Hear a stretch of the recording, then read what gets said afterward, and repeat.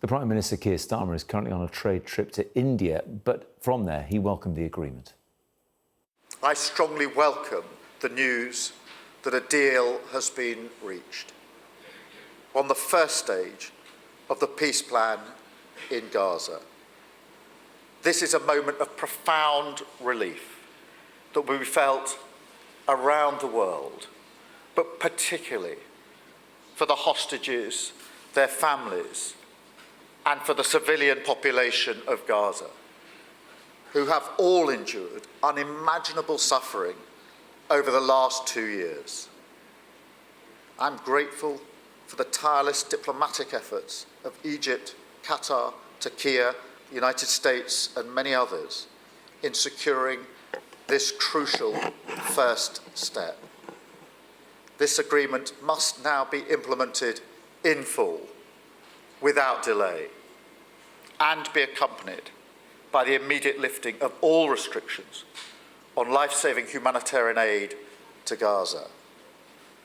The UK will support these crucial immediate steps and the next stages of the talks to ensure the full implementation of the peace plan. The leader of the opposition, the Conservatives, Kemi Badenoch, has also released a statement. She said the ceasefire in Gaza is hugely welcome. It will be an enormous relief to the families of Israeli hostages so cruelly captured by Hamas 2 years ago. President Trump, she said, deserves credit for brokering this deal with the support of Arab partners and Turkey. Hamas must now fully disarm and return all hostages so the suffering in Gaza is eased and the war ends as swiftly as possible. Our political correspondent Mario Aurora sent us this update from Westminster. We've also been hearing from the Foreign Secretary, Yvette Cooper, who's actually in Belfast. She's in Belfast for a completely unrelated visit to do with the Western Balkans at Hillsborough Castle. But nonetheless, she has been speaking to journalists in the past couple of hours and giving her reaction to that ceasefire deal. The agreement on the first phase of President Trump's peace initiative is a moment of profound significance, relief and hope. And I want to pay tribute to the negotiators from the US, from Qatar, from Egypt, from Turkey, and all the many nations who have been working so hard over many months to help get to this point. After 2 years of the most devastating suffering, with tens of thousands of lives being lost, with the pain of hostages held for so long, and with the humanitarian crisis taking place, the agreement now to a ceasefire, to the restoration of humanitarian aid, and to the release of all the hostages is immensely important and must be implemented as swiftly as possible.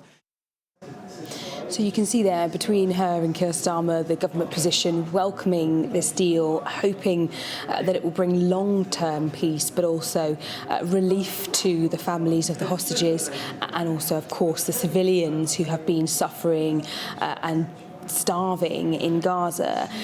We've also had a reaction from the Liberal Democrat leader Ed Davey, who talked about how it brings real hope to Gaza, and also said the UK and allies must do what they can to get hostages get hostages home and get aid into Gaza and end horrific violence. So actually, broadly, the reaction has been quite similar across the House today. Everyone is incredibly relieved by this peace deal and very much hopeful that it will bring about a long-lasting, rather than something that is just blink and you miss it, a long-lasting peace deal for the Middle East, which would also, of course, have benefits and ramifications all over the world.